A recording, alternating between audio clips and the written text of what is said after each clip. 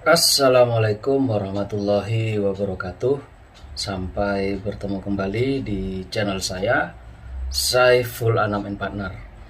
Hari ini saya akan membahas tentang rencana perpanjangan PPKM darurat, sehingga kemudian akan berakibat terhadap tidak hanya ekonomi, tapi juga terkait dengan sosial, kemasyarakatan, atau bahkan terkait dengan politik, hukum, ketatanegaraan.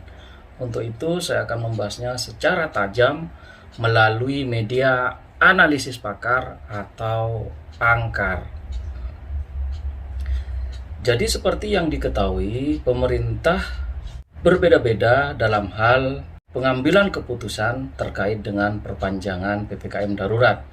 Tentu saya berulang kali menyarankan agar kemudian PPKM darurat ini tidak dilanjutkan oleh pemerintah karena berbagai macam ancaman yang kemudian baik dari sisi ekonomi, politik, sosial, budaya, atau bahkan dari sisi politik, hukum, ketatanegaraan tentu sangat tidak menguntungkan kepada pemerintahan Jokowi. Bahkan saya katakan perpanjangan PPKM darurat itu bisa jadi menjadi pintu masuk terhadap penjatuhan presiden. Untuk itu saya kira ini harus menjadi perhatian bagi pemerintahan Jokowi untuk kemudian tidak mengambil langkah-langkah terkait dengan perpanjangan PPKM darurat. Apa dan bagaimana alasannya serta bagaimana jalan keluarnya? Simak terus channel saya, Saiful Anam and Partner. Yang pertama, di mana-mana di belahan Republik Indonesia itu masyarakat kemudian melakukan penolakan terkait dengan adanya PPKM darurat. Untuk itu saya kira ini harus direspon, ini harus menjadi perhatian, karena kalau tidak maka tentu penolakan-penolakan, pemberontakan-pemberontakan, atau bahkan kerusuhan-kerusuhan, bahkan huru-hara akan terjadi di mana-mana. Karena saya kira Jokowi harus ingat bahwa suara rakyat adalah suara Tuhan. Untuk itu saya kira perpanjangan PPKM darurat ini tentu akan menyulut kemarahan publik, karena seperti yang kita ketahui di belahan daerah yang ada di Indonesia, utamanya rakyat-rakyat kecil, rakyat-rakyat jelata, itu kemudian tentu melakukan penolakan terkait dengan kebijakan PPKM darurat.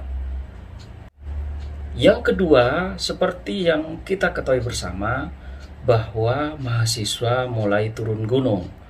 Mahasiswa di mana-mana, bahkan mahasiswa yang diwakili oleh Badan Eksekutif Mahasiswa, itu kemudian mulai melakukan kritik tajam terhadap kebijakan-kebijakan yang dilakukan oleh pemerintah.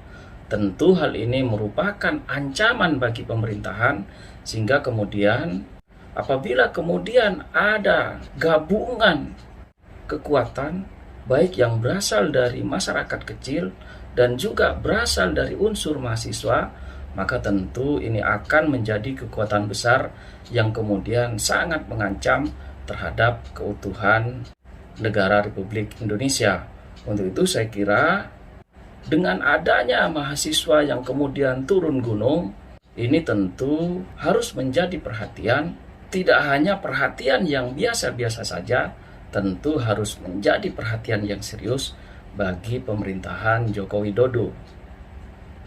Yang ketiga, tentu masyarakat sangat kesulitan dalam hal mencari nafkah, sandang, dan pangan.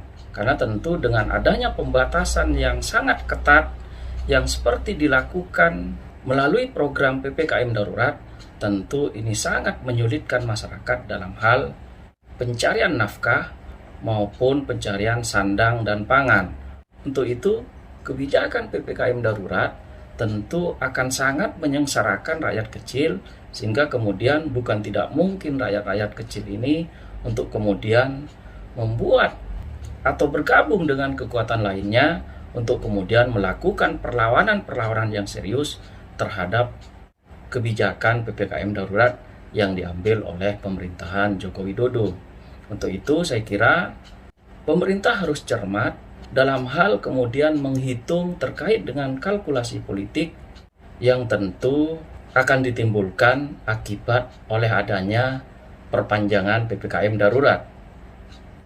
Yang keempat, rakyat kecil atau kemudian hampir keseluruhan dari rakyat itu seperti halnya kemudian dibenturkan dengan aparat, karena tentu di lapangan rakyat kemudian berhadapan dengan aparat atau bahkan aparatur sipil negara yang kemudian melaksanakan tugas terkait dengan program PPKM darurat. Untuk itu seringkali terjadi gesekan-gesekan sengit antara rakyat kecil dengan aparat yang melaksanakan PPKM darurat.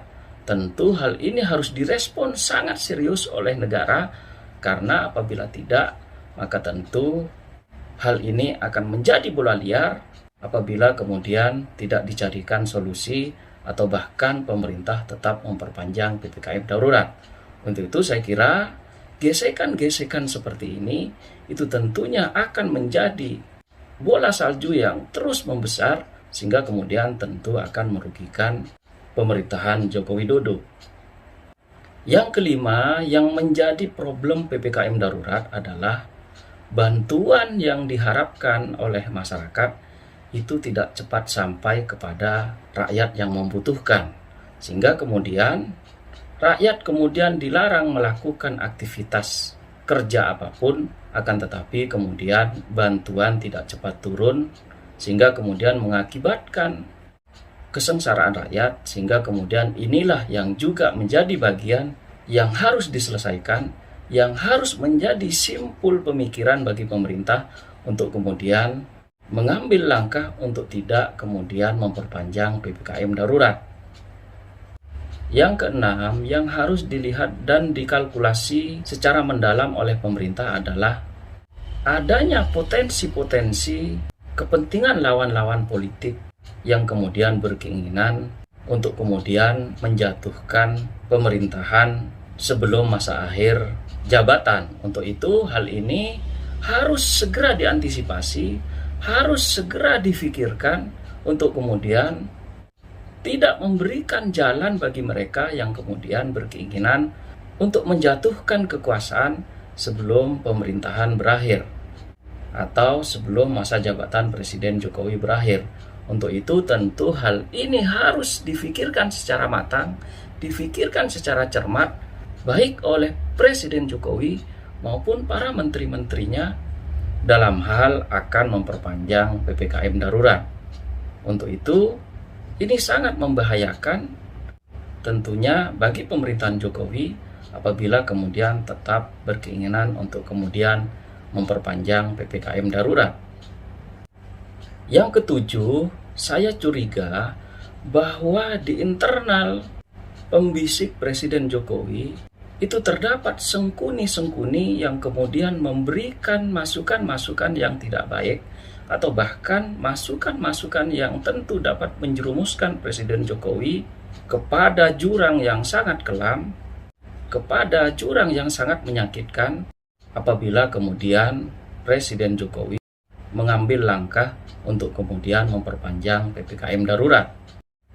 Untuk itu saya kira Presiden Jokowi harus selektif dalam hal mengambil kebijakan, mendengar masukan-masukan, agar jangan sampai kemudian terdapat orang per orang maupun korporasi yang justru diuntungkan baik secara pribadi maupun golongan terkait dengan perpanjangan PPKM darurat.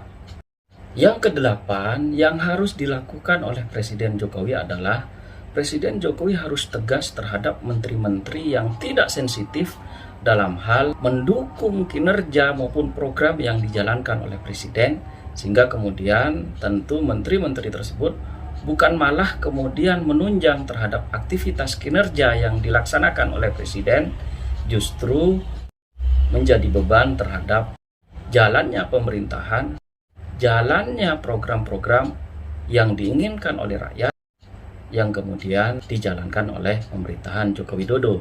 Tentu Presiden Jokowi harus kemudian melakukan pemecatan terhadap menteri-menteri yang dianggap blunder atau bahkan menteri-menteri yang tidak mendukung kinerja presiden, sehingga kemudian bukan malah membantu terkait dengan program-program yang dijalankan oleh presiden, tapi tentu malah menjadi beban tidak hanya bagi anggaran negara, tapi juga bagi berjalannya pemerintahan Joko Widodo.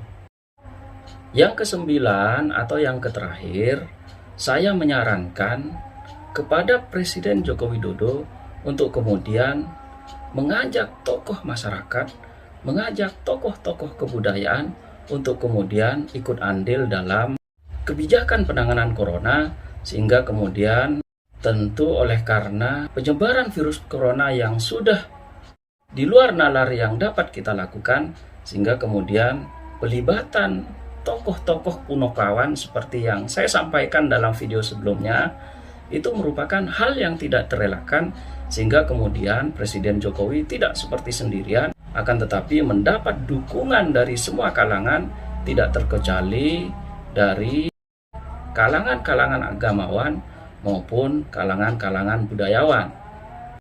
Inilah 9 hal yang dapat saya sampaikan. Semoga apa yang saya sampaikan dapat bermanfaat untuk kita semua. Saya ucapkan terima kasih. Assalamualaikum warahmatullahi wabarakatuh.